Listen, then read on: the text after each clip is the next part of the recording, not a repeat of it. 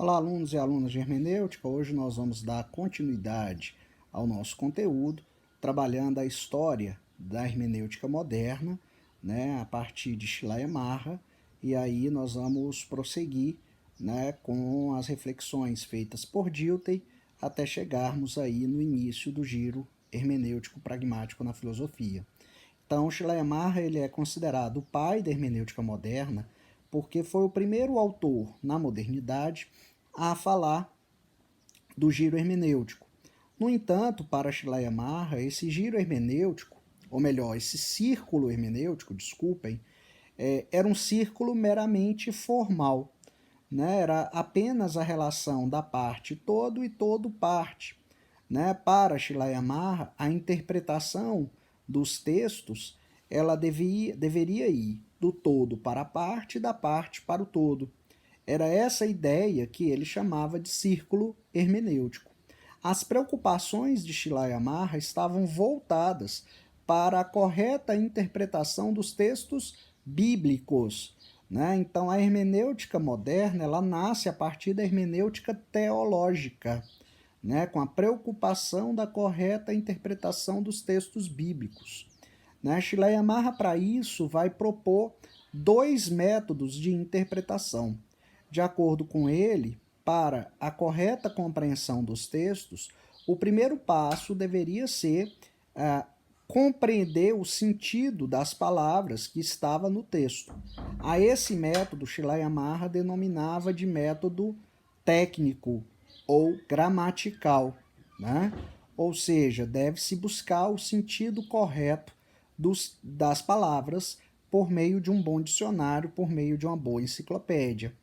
No entanto, caso isso não fosse suficiente para responder e eliminar as dúvidas, então Schleiermacher propunha um método alternativo, excepcional, que ele vai chamar de método psicológico, representado por uma frase que diz o seguinte: deve-se compreender o autor melhor do que ele mesmo se compreendeu.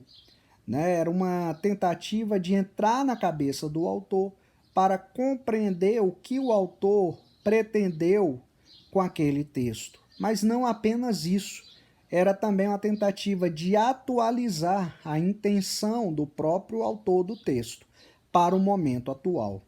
Então, era por meio desses métodos que Schleiermacher pretendia que a hermenêutica chegasse à correta compreensão dos textos bíblicos.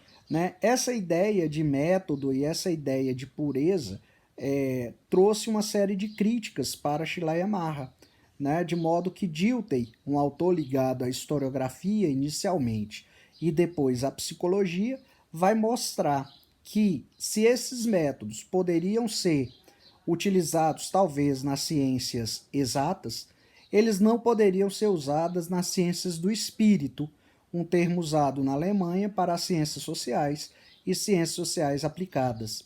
E isso porque, de acordo com Dilthey, nas ciências do espírito, a subjetividade do intérprete é um elemento central no próprio processo de interpretação.